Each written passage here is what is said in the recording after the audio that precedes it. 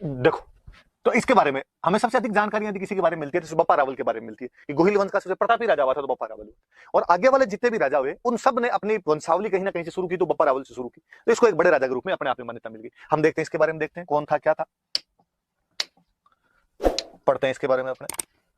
तो जब एक पहली एक चीज निकल के सामने आई कि इसका वास्तविक नाम क्या था, तो जब ये आता है वास्तविक नाम आता है तो अपने दिमाग में फिर ये क्या है, बप्पा रावल लिखा हुआ है, ये क्या है, ये नाम नहीं है। तो हमने कहा कि नहीं साहब ये नाम नहीं है। तो इसका एक्चुअल नेम क्या था, कि इसका एक्चुअल नेम तो काल भोज था, काल भोज नाम था इसका।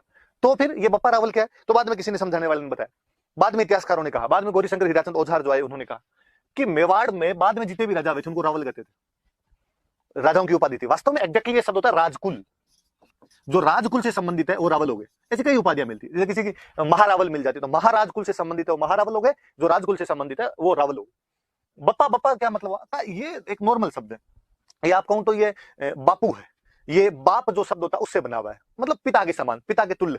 और ये अपने गुजरात के टच करता हुआ जितना ही बोल रहा है, यहाँ पर एक आपको देखने को मिलेगा कि अपने यहाँ पर जो भी कोई आदरणीय व्यक्ति हो, सम्माननीय, कोई भी रेस्पेक्टेड कोई भी बंदा होता है, उसको बाप जी कहने की रस्में होती है। अक्सर मेवाड़ साइड में आज भी किसी मंदिर में जाके आते हैं तो भगवान के लिए बाप जी शब्द का इस्तेमाल करते हैं, और वहां कभी यूं नहीं कहते भाई हम मंदिर जाके आए या देवता जाके, बाबू जी जाके आए थे, बाप जी जाके आए थे। आप और नोटिस करना कभी कि महात्मा गांधी को बापू कहते हैं, तो महात्मा गांधी को बापू इसलिए नहीं कहते कि डोकरे थे, महात्मा गांधी को बापू कहने के पीछे भी ये लॉजिक यही है कि वो गुजराती थे, गुजरात के अंदर ऐसे बोला जाता है। मैं तो आपको रिसेंट बताऊं, रविंद्र जडेजा गुजरात का क्रिकेट प्लेयर है, वो कभी 5 विकेट ले, वो कभी 50 रन बनाए, उसके जो फेसबुक या ट्विटर पे गुजरातियों कमेंट पढ़ लेना और सब पे आएगा जियो बापू, बापू आज अच्छा खेल रहा है। लगता है यार 30 साल में बापू नहीं बना दिया, थोड़ा जल्दी नहीं कर दिया इस बार आपने। पर वहां है ऐसी, वहां थ्योरी है कि वहां इनको बाप जी या बापू ही कहा जाता है।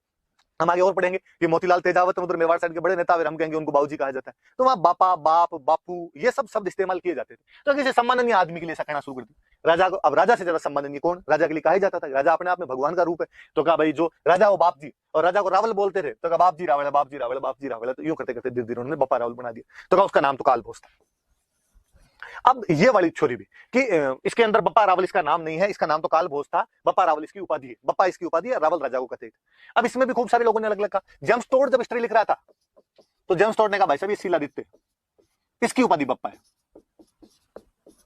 शिलादित्य की उपाधि उन्होंने बप्पा बता दी। कवि राजा श्यामल दास जी, श्यामल दास जी का याद रखना, जेम्स टोड का तो आपने नाम सुना हुआ था, हमने कल वाली क्लास के अंदर भी पढ़ा था इनके बारे में। श्यामल दास जी अपने मेवाड़ के एक बहुत अच्छे स्टोरी, कवि राजा श्यामल दास जी कहा जाता है, एक बहुत अच्छी बुक लिखी है इन्होंने, आगे आगे और जिक्र आएगा तो और बताऊंगा। वीर विनोद नाम की बुक है। अंग्रेजों के टाइम के अंदर, राजाओं के टाइम में जब अंग्रेज आ गए थे, राजाओं के शासन किया था, उस टाइम में सज्जन सिंह, शंभू सिंह अपने मेवाड़ में राजा थे, उनके समकालीन श्यामल दास जी अच्छी किताब लिखी वीर विनोद, मेवाड़ की हिस्ट्री। और वीर विनोद के अंदर ये कहते हैं, कि बप्पा नाम नहीं है, बप्पा एक टाइटल है। तो टाइटल किसका, इनका ये शिलादित्य का एक पोता हुआ महेंद्र, ये उसका टाइटल है।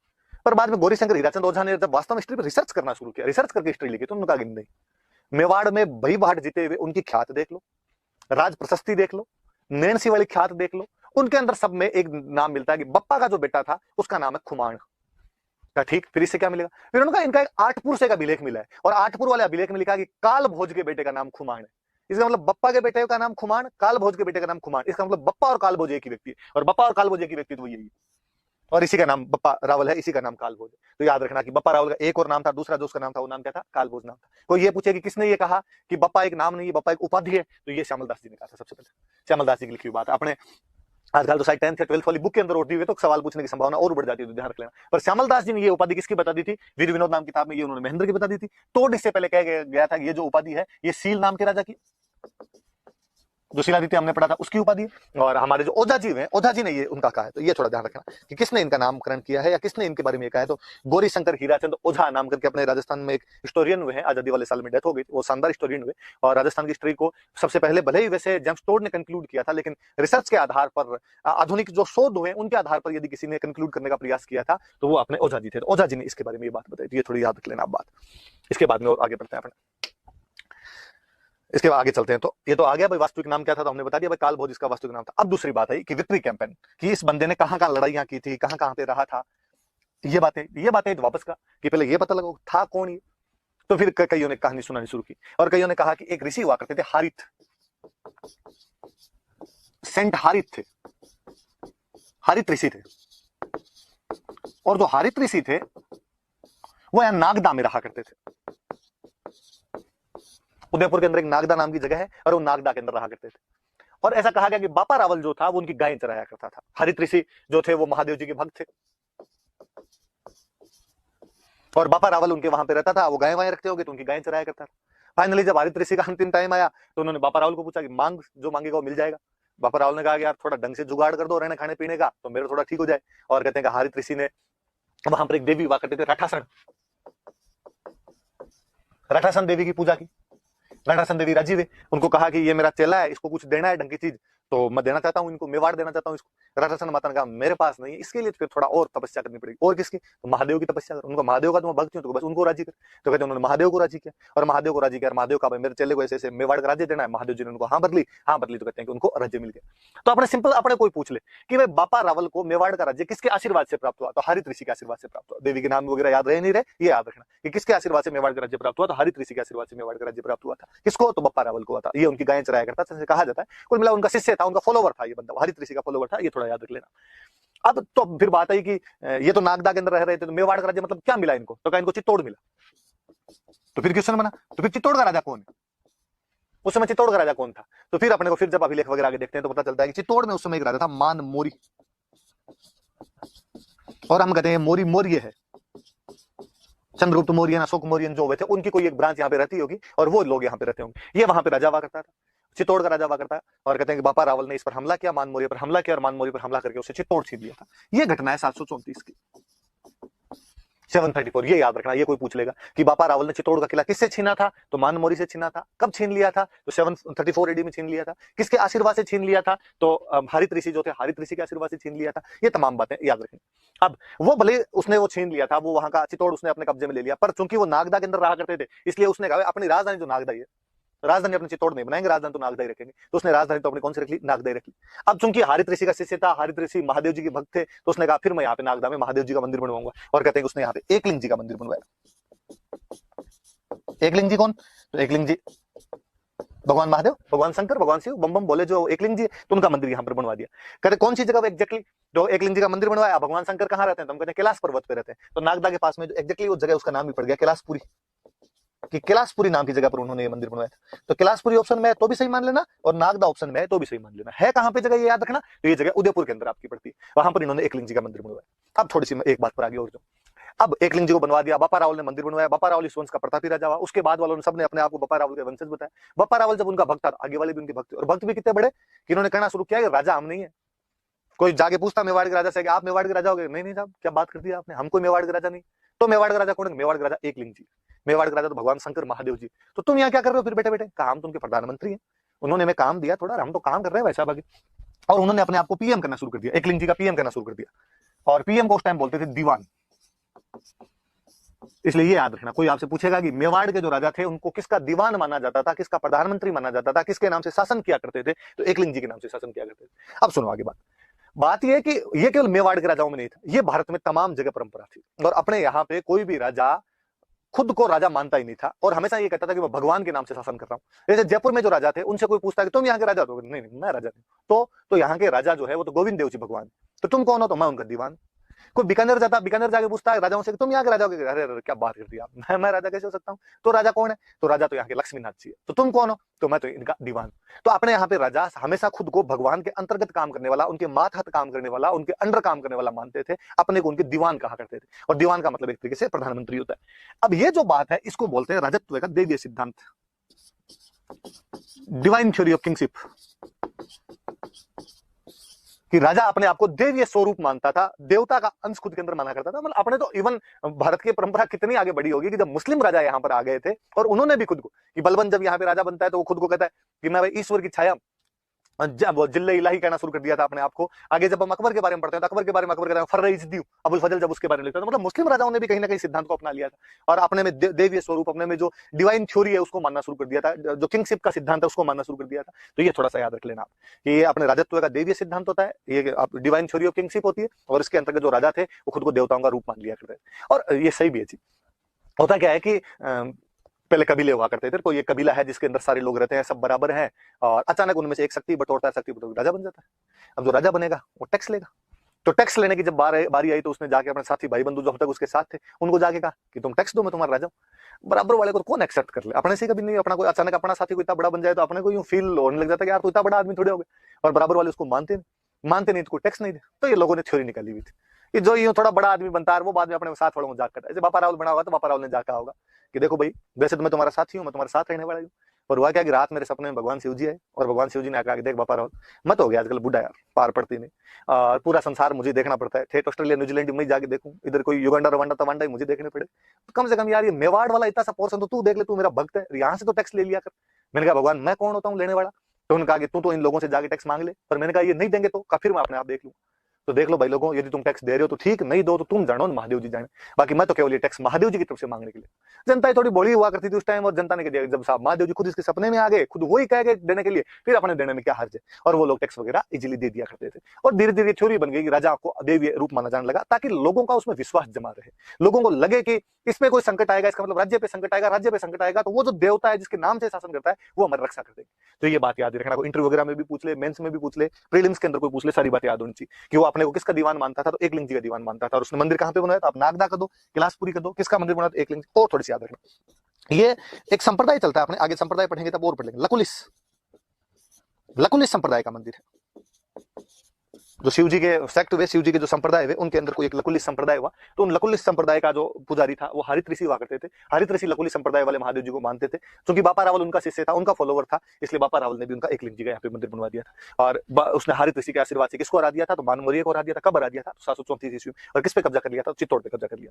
जब हम इसके विजय अभियान के बारे में पढ़ते हैं, विक्ट्री कैंपेन के बारे में पढ़ते हैं, तो एक विक्ट्री कैंपेन तो ये हुआ अपने आप के अंदर कि उसने यहाँ पे चित्तौड़ पे कब्जा किया था मानमौर्य को हरा के 734 में। और यहाँ पे नागदा उसकी राजधानी नागदा ही रखी, राजधानी चेंज नहीं की उसने, राजधानी नागदा ही थी। और नागदा के अंदर ही उसने, नागदा के पास में कैलाशपुरी नाम की जगह एकलिंग जी का मंदिर बनवाया। खुद को एकलिंग जी के नाम से शासन करता था, दीवान मानता था, इसलिए मेवाड़ के तमाम राजा बाद में खुद को एकलिंग जी का दीवान करते। तो और मैं आपको यदि थोड़ा सा और कर बताऊं तो आपने कभी महाराणा प्रताप का बहुत एक फेमस सा गीत अक्सर लोगों के मोबाइल में बजता रहता है, हल्दी घाटी रो समर लड़ो वो महाराणा प्रताप कट है। उसके अंदर बाकायदा एक लाइन है, उसके अंदर आएगा कि वो एक लिंग दीवान कट है। मतलब महाराणा प्रताप के लिए भी एक लिंग दीवान शब्द का इस्तेमाल किया गया। एक लिंग दीवान कौन? एक लिंग दीवान राजा। राजा कौन उस टाइम? तो महाराणा प्रताप। तो मेवाड़ के राजाओं को किसका दीवान मानते थे? एक लिंग जी का दीवान मानते थे। अब चूंकि ये बड़ा राजा बना तो इसने कहा भाई गुहिल के चांदी के सिक्के मिले अपने को, शिलादित्य का अपने को तांबे का सिक्का मिला, इसने कहा चलाए तब तो सोने की चलाए, वरना तो मतलब ही क्या हो। तो सबसे पहले सोने का सिक्का यदि किसी का मिलता है तो अपने को बापा रावल का मिलता है गुहिल वालों, और इसका सोने का सिक्का प्राप्त हुआ। तो हम कहते हैं कि भाई कॉइनेज सिस्टम जो है, सोने के सिक्के यदि सबसे पहले चलाने शुरू किए तो बापा रावल ने चलाने शुरू किए, सिक्का मिला है। और वो उसकी जब माप देखी गई तो 115 ग्रेन, गेहूं के जो दाने आते हैं तो उनके बराबर उनसे नापा जाता था। तो 115 ग्रेन का सोने का सिक्का मिला। तो कोई पूछे कि मेवाड़ में सबसे पहले सोने का सिक्का किसका मिला? तो बापा रावल का। वो सोने का सिक्का कितने का है? तो 115 ग्रेन का सोने का सिक्का मिला। तो ये बात भी अपने याद रखने वाली बात है बापा रावल के बारे में। और पढ़ते हैं, देखो जब हम विक्ट्री कैंपेन की बात करते हैं, मैं और बताता हूँ आपको। बापा रावल 734 हम पढ़ रहे हैं कि 734 में चित्तौड़ का राज्य छीन लेता है। ये वो टाइप है कि 712 ईस्वी में भारत पर मुस्लिमों का पहला सफल आक्रमण हुआ था। हालांकि उधर से अरबों ने अटैक बहुत पहले करने शुरू कर दिए थे, लेकिन यदि मुस्लिम भारत में पहली बार सफल हुए थे तो 712 के अंदर हुए थे। मोहम्मद बिन कासिम नाम का एक अरब कमांडर होता है और वो अपने सिंध पे कब्जा कर लेता है। तो एक बड़ी सोचने वाली सी बात है, आप कभी ध्यान भी देना कि 712 में मुस्लिमों ने भारत में पहली टेरिटरी पर अपना कब्जा कर लिया था। वो टेरिटरी कौन सी? तो टेरिटरी सिंध पर कब्जा कर लिया। कब कर लिया? तो 712 में कब्जा कर लिया। पर हमें कोई पूछे, तीसरी क्लास में पढ़ते हैं कि मुस्लिमों का भारत पर कब्जा कब हुआ, तब हम कहते हैं साहब कब्जा हुआ उनका 1192 1192 जब तराइन का सेकंड युद्ध हुआ था, सेकंड बैटल ऑफ तराइन हुआ था मोहम्मद गोरी और पृथ्वीराज चौहान के बीच में। उसमें मोहम्मद गोरी जीत गया और जीतने के बाद में वो कुतुबुद्दीन ऐबक को यहाँ पे छोड़ के गया। कुतुबुद्दीन ऐबक यहाँ पर भारत में मुस्लिम शासन की नींव रखता है, वो यहाँ पे मुस्लिम शासन शुरू करता है। इसका मतलब पहली जीत है 712, पर दिल्ली को जीतने में 1192 में आ गया, 480 साल। तो आपको क्या लगता है कि 712 से लेकर 1192 के बीच में अन्य हमले नहीं हुए थे? हुए थे। हर दिन हमला हुआ है, हर समय हमलों के अंदर रहा होगा राजस्थान, भारत हमलों के अंदर रहा होगा। तो फिर ये बीच के जो 500 साल है इसके अंदर वो हमले रोके किसने? 7वीं क्लास के एनसीईआरटी में बहुत अच्छा चैप्टर है, और उसके अंदर ये सेम लाइन लिखी हुई जो मैं आपसे पूछ रहा हूं कि 712 ईस्वी में जब मोहम्मद बिन कासिम ने सिंध पर अधिकार करके भारत में मुस्लिम शासन की नींव रख दी थी, तो मुस्लिमों को अपना शासन पूर्णतः स्थापित करने में 1192 तक का समय लग गया, जब उत्तरायण के दूसरे युद्ध में पृथ्वीराज चौहान को हराकर मोहम्मद गोरी यहाँ पर शासन स्थापित करवाता है कुतुबुद्दीन ऐबक के माध्यम से।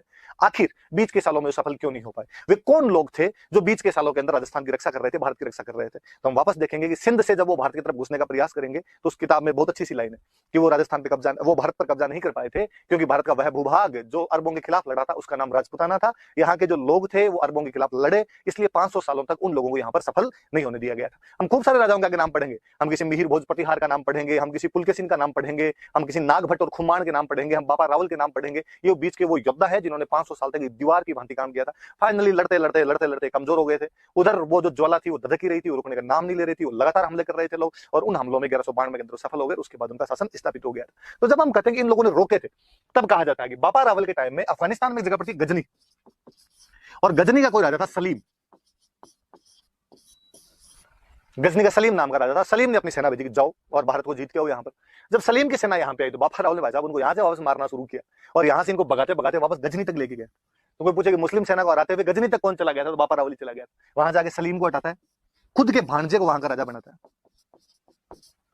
तो याद रखना, देखो अपने राजस्थान का एक राजा ठेठ अफगानिस्तान तक का एरिया जीत के आ गया था। अपने तो किंवदंतियां, जनश्रुतियां, जो फोकलोर है वो तो ये कहती है कि उसने आगे ईरान का इलाका, तुर्कमेनिस्तान का इलाका, खुरासान का इलाका, वो सारे इलाके भी उसने जीत लिए थे, और वहां पर उसने अपने अपने साम्राज्य स्थापित करवाए थे। वो बात तो होने के ऊपर ये अपने पास हिस्टोरिकल एविडेंस है कि गजनी तक गया था, गजनी के राजा सलीम को हटा देता है और वहां पर अपने भांजे को राजा बना देता है। और बड़ी जोरदार सी बात, अपने कहते हैं कि जब वो जा रहा था तो बीच के अंदर एक जगह पे रुका था, उसकी सेना कुछ दिन तक वहां पे पड़ी रही, कुछ दिन तक कैंप रहा, उसकी आर्मी का कैंप रहा, तो बाद में उस कैंप से आगे चला गया।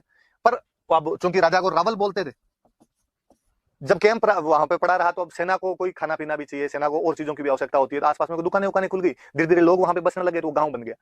पंजाबी भाषा में पाकिस्तान, अफगानिस्तान की तरफ गया तो पाकिस्तान से होके गए, पाकिस्तान में पंजाब वाले इलाके से होके गए। पंजाबी भाषा में गांव को बोलते हैं पिंड। तो किसी ने कहा ये पिंड किसका, तो कहा ये पिंड वो जहां पे रावल रुका था, तो रावल दा पिंड, रावल दा पिंड, रावल दा पिंड करते करते रावलपिंडी हो गया। आज भी पाकिस्तान के अंदर एक शहर है रावलपिंडी, उस रावलपिंडी शहर का नाम अपने बापा रावल के नाम पर। और आपको रावलपिंडी यूं याद नहीं है तो शोएब अख्तर याद, रावलपिंडी एक्सप्रेस ही कहा जाता था। तो अब याद रखना, इस बार शोएब अख्तर जब भी दिखे आपको टीवी पे, आप मन के अंदर सोचना इसका जो गांव है, इस गांव का नाम अपने बापा रावल के नाम पे पड़ा था, रावल दा पिंड, इसलिए उसका नाम क्या पड़ गया था, धीरे धीरे रावलपिंडी पड़ गया था। हराते हुए कहां तक चला गया था, गजनी तक चला गया था। अब अपने इतिहासकार हुए मराठी इतिहासकार, अपने सीवी वैद्य, चिंतामणि विनायक वैद्य नाम करके इतिहासकार हुए, और वो चिंतामणि विनायक वैद्य जो है वो कहते हैं, वो उन्होंने कहा कि फ्रांस में एक सेनापति हुआ था चार्ल्स मार्टेल। जिस प्रकार फ्रेंच कमांडर चार्ल्स मार्टेल ने यूरोप में सबसे पहले मुस्लिम सेनाओं को हराना शुरू किया था, कि उस समय मुस्लिम आर्मी दोनों तरफ, उधर इधर एशिया में भी लगातार बढ़ती जा रही थी, यूरोप में बढ़ती जा रही थी। एक तो समय था, पीक था, उमैयद खिलाफत जब हुआ करती थी, स्पेन तक का इलाका इन लोगों ने जीत लिया था। पर पहली डिफीट यदि किसी ने दी थी इनको, तो चार्ल्स मार्टेल ने दी थी। कि जिस प्रकार यूरोप में चार्ल्स मार्टेल ने इनको हराया था, उसी प्रकार भारत में यदि किसी ने हराना शुरू किया तो बप्पा रावल ने हराना शुरू किया। इसलिए बप्पा रावल की तुलना यदि किसी बंदे से की जाती है तो चार्ल्स मार्टेल से की जाती है। ये तुलना कौन करता है, तो सीवी वैद्य नाम करके इतिहासकार में, चिंतामणि विनायक वैद्य नाम करके इतिहासकार है, उन्होंने ऐसी अपनी तुलनाएं की। और वो कहते हैं कि बप्पा रावल का जो शौर्य था, उसका जो पराक्रम था, उसकी जो वैलर था, उसके आगे जो अरब आक्रमण था, उसका जो जवार भाटा, समुद्र में से जवार भाटा आता है, पानी को ऊपर नीचे कर देता है, जिस जनजीवन को अपने असामान्य कर दिया था अरबों ने, उसको चूर चूर करने वाला कोई आदमी था, उस ज्वार भाटे को दबाने वाला कोई बंदा था, तो वो बंदा कौन था, बप्पा रावल। तो इतना बड़ा योद्धा अपने हुआ है, तो अपने याद रखने वाली सी बात है। तो याद तो दो अभियान एक तरीके से जब हम विक्ट्री कैंपेन कर रहे हैं, तो चित्तौड़ जीतना, मान मोदी को हराकर, और एक आपकी गजनी जीतना, सलीम को हटाकर अपने भांजे को राजा बना के ना रावलपिंडी का नामकरण करना, और सीवी वैद्य द्वारा उसकी तुलना किसके साथ में, चार्ल्स मार्टेल। चार्ल्स मार्टेल कौन है, एक फ्रेंच कमांडर है, जिसने जिस प्रकार बप्पा रावल ने अपने यहाँ पर हराया था, उसी प्रकार मुस्लिम आर्मी को यूरोप में कोई हराता, तो कौन हराता है, चार्ल्स मार्टेल हराता है। चलो इसके बाद आगे बढ़ते हैं। अपने आगे अपने जाए तो फिर लिखा, ये दोनों बातें मैंने बताई दी आपको, मैंने राजधानी की भी बात बता दी और मैंने मुद्रा प्रणाली की भी बात बता दी। मैंने बता दिया राजधानी उसने अपनी नागदाई रखी थी, मुद्रा प्रणाली मैंने बता ही दिया कि इसने सोने का सिक्का चलाया था, और सोने का सिक्का कितने ग्रेन का था, 115 ग्रेन का सोने का सिक्का था। ये थोड़ा सा याद रख लेना, ये बात कोई बताने वाली है नहीं। नागदा के निर्माण कार्य मैंने बता दी। फिर आगे आगे बढ़ते हैं, इससे आगे बढ़ते हैं। तो आगे लिखा हुआ है टाइटल्स, उपाधियां। जब भी कोई बड़ा राजा होगा तो अपने आप में उपाधियां ग्रहण करेगा। 3 उपाधियां मिलती है अपने को बड़ी बड़ी सी। एक उपाधि इसकी मिलती है हिंदू सूर्य, एक उपाधि अपने को इसकी मिलती है राजगुरु, एक उपाधि अपने को इसकी मिलती है चकवे। फिर आएगा इनका मतलब क्या है, हिंदू सूर्य का, राजगुरु का, चकवे का मतलब। हिंदू सूर्य तो सामान्य सी बात कि मुस्लिम आक्रमण हो रहे थे और यदि वो सफल हो जाते तो तुम्हारे अंधकार ही अंधकार हो जाता। वो तो मैं हूं जिसने हिंदुओं को बचाया है, उस अंधकार से बचाया। मैं हिंदुओं का सूरज हूं। जिस प्रकार सूरज अंधकार को समाप्त कर देता है, जैसे मैंने जो मुस्लिम आक्रमण हुए थे उनको समाप्त कर दिया, हिंदुओं की रक्षा की। तो हिंदुओं की रक्षा करने की वजह से उपाधि क्या होगी, हिंदू सूर्य। और आगे आप देखो कि मेवाड़ में जितने राजा हुए उनको हिंदू सूर्य कहा गया। और थोड़ा सा हमने राजस्थान टच देता हुआ अपना शब्द बनाया, हमने कहा हिंदुआ सूरज। तो हिंदुआ सूरज की उपाधि किसकी थी, तो मेवाड़ के राजाओं की थी। मेवाड़ के राजाओं में सबसे पहले किसने धारण की थी, तो बप्पा रावल। अब उसने जब वो हरा गया तो उसने कहा मैं राजगुरु, मैं सब राजाओं का गुरु, किसी कोचिंग चाहिए कैसे रहने हो तो मेरे पास आके कोचिंग कर लेना। चकवे, ये वास्तव में अपने हिंदी का एक शब्द होता है, इसका मतलब होता है चक्रवर्ती। चक्रवर्ती का मतलब क्या? चक्रवर्ती का मतलब इसने चारों दिशाएं जीत ली। जो चारों दिशाओं में जाके जीत के आ जाता था उसको अपने बोलते थे चक्रवर्ती। सारी डायमेंशन जो जीत ली अपने आसपास में सबको हरा दिया, उनको चक्रवर्ती कहते हैं। चक्रवर्ती सम्राट है भाई ये तो। और चक्रवर्ती सम्राट होते पहले बसों में यज्ञ करवाया करते थे। वो चक्रवर्ती का अपने जब अपना वर्जन बनाया था हमने, उसका वर्जन बना दिया अपना चक्र। तो 3 उपाधि याद रख लेना। अब वो चारों तरफ जीत रहा है, चित्तौड़ अपने पास वाला जीत रहा है, ठेठ गजनी तक जाके जीत कर। मैंने कहा कि उदंतियां तो कहती है कि उसने ईरान, इस्फहान और खुरासान तक का इलाका जीत लिया था। इससे बड़ा तो चारों तरफ का क्या ही जीतेगा। तो उसकी उपाधि क्या हो गई? चक्रवी उपाधि हो गई थी, राजगुरु हो गई थी, हिंदू सूरी हो गई थी। तो बापा रावल के बारे में